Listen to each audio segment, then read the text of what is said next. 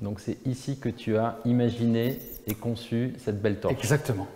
Elle est très très belle. Mais la voilà.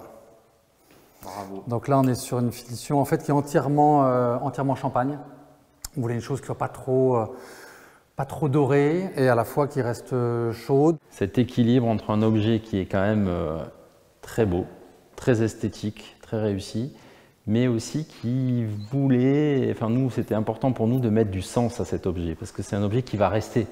C'est un objet qui va rester et c'est un objet qui doit parler, raconter tout ce que vous avez vous aussi voulu raconter et faire passer comme message, quoi.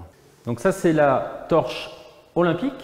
Celle-là, c'est la torche olympique et le principe d'égalité, évidemment. Alors, égalité parce qu'on a le même nombre d'athlètes, et tu sais ça mieux que moi, hommes et femmes, mais aussi parce que ça va être la même torche, et c'est la première fois en fait, qu'on va avoir exactement la même torche pour les Olympiques et les Paralympiques.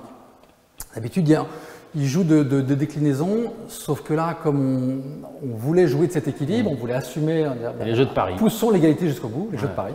Et là, on voit qu'il y a un équilibre parfait entre le haut et le bas. Ouais, c'est-à-dire qu'effectivement, on est vraiment parti de cette idée de parité, cette sorte d'idée d'égalité parfaite.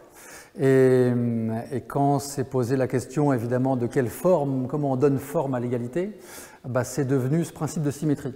Alors, symétrie, évidemment, droite-gauche, ça va, mais symétrie aussi haut et bas. En fait, ce qui n'avait jamais été fait. Donc, c'est une première dans l'histoire de la torche olympique où vraiment on a une forme qui part serrée, qui épaissit et puis qui se referme. C'est super beau, hein, c'est super élégant et encore une fois ces vagues qui reprennent l'eau, la Seine.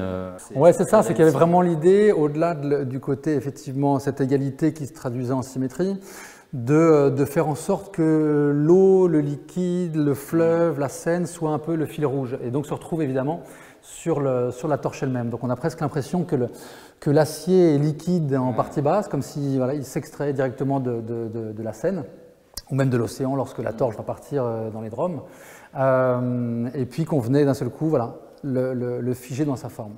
Un autre élément qui était aussi important pour moi, c'était de faire en sorte que, même si les Jeux Olympiques sont vraiment le lieu de la compétition, de la performance, de l'ultra-performance, l'idée de la torche comme objet de partage, de cohésion, soit que c'est un objet aussi beaucoup plus doux, beaucoup plus généreux. Donc en fait, on a joué d'une forme comme ça très allongée, tout en courbe, mais aussi pour véhiculer l'apaisement et la cohésion. 11 000 relayeurs qui vont avoir cette chance de pouvoir porter cette belle torche, 11 000 éclaireurs, qui vont faire vivre à des millions de Français ce moment assez privilégié.